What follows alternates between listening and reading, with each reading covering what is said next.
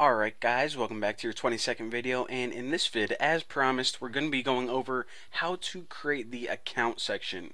Now remember, whenever I design these little sections, I made basically a template for you where you guys can either have a one column layout, as you guys can see, just the one column right here, two columns, or a three column layout, 1, 2, 3.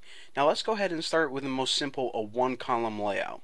So of course the first thing we need to do is we need to create the button, and of course every button is a list item. So whenever we create a list item, this is going to create the button. Now right now we have a button, but we don't have any text on the button, so let's go ahead and create that now. In order to add text on a button, what we need to do is we actually need, I can steal this, to add a link in between the list item. Now whenever we add text in that link, for example account, the text is going to appear on the button. So you see that word account right there? That is how you create this. And actually, whenever you click the word account, it can take you to another page. On my website I just have it linked to account PHP because that's like your main control panel. But I'll just go ahead and put a hashtag there, and you guys obviously on your website, if you don't have a user account, change that to whatever, like about frequently asked questions, whatever. But anyways, that's how you create a basic button. So now what we need to do is we need to create the functionality that when you hover over it, this pretty much one column layout pops up the drop up menu. So how do we do that? Well, remember that I said that each column, every time you make a column, it needs to go inside a layout. So you make your layouts first. And actually, let me give me a little more space to work with. Alright, so in between your list item but outside your link, your A tag, I don't even know what A stands for, to be honest. A. Hyperlink, a link, I don't know. Anchor, I think that's it. Anchor just came to me. But anyways, what you need to do is you need to build your layout first. Now your layout comes in the form of a div. So div, actually we want to end this, it annoys me if I don't end them right away. Class equals, alright. Now we have three layouts to choose from, a one column layout, a two or a three column layout. This one is only going to hold one column, and it's basically asking in your layout, how wide do you want the drop up to be? Well, we only want this to fit a one column layout. So now what we're going to have, if we just ran it right now, is pretty much a layout with no text in it whatsoever. That's pretty much this wide right here. It fits one column.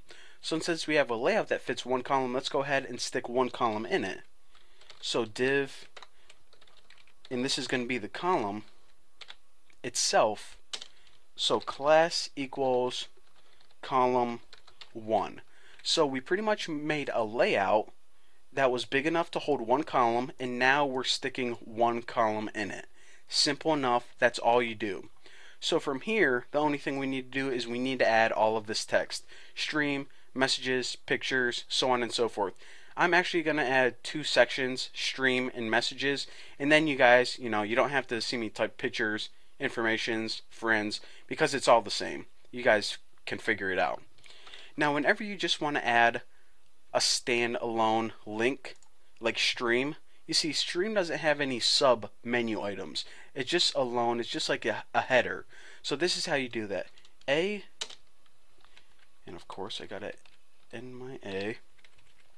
Now the class for this equals header links.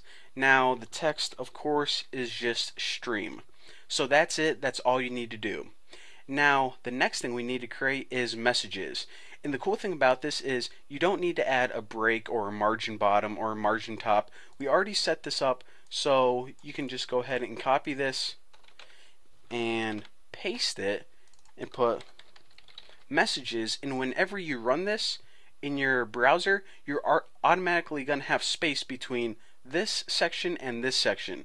Pretty freaking cool. So that's how we set it up pretty much perfectly. So now what I want to do is I want to start adding these links. So what links are there? Inbox, sent, trash, and compose. Now obviously if you guys can't see, these links are styled a little bit differently than these main header links. And actually what I want to do, just copy this. Now the class of these is actually list links. So the first one is inbox, and we'll just pretend that you have like 5 new messages, but of course usually what you'd want to do is you would want to determine or count the number of messages using PHP, link it to your database. But for now we'll just pretend, you know, that we have 5 new messages. So inbox sent trash compose, sent trash compose. Wow. Take a spelling class, Bucky. Alright, so if we ran this now, then all of the links would basically look like this. Gray, plain, white when you hover over them. But if you notice, let me scroll down a little bit. If you notice, this inbox link is bold, and it pretty much stands out. It's bold and it's white. So how do we make this bold and white? Well, the only thing that we need to do is we need to go to the inbox, and whenever you have a new notification, just add this, and you want to add it programmatically in PHP, but I'm going to show you guys the code anyways. Just change the style of this equal to font weight bold, and also, I don't know if you guys can see this, color white.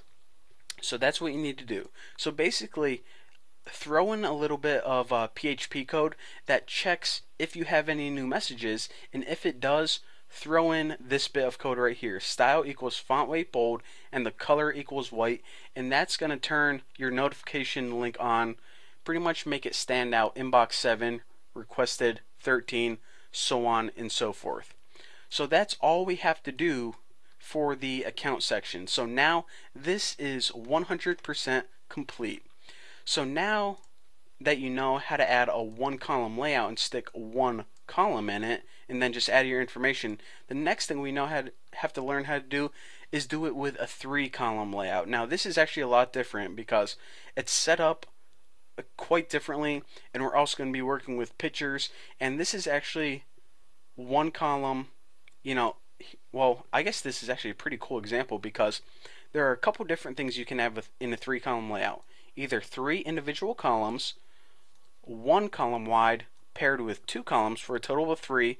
And this right here, even though you guys can't see it because there's not enough text, this actually spans all 3 columns. It's 3 columns wide. So in the next video, I'm going to show you guys how to do that. So thanks for watching, and I'll see you then.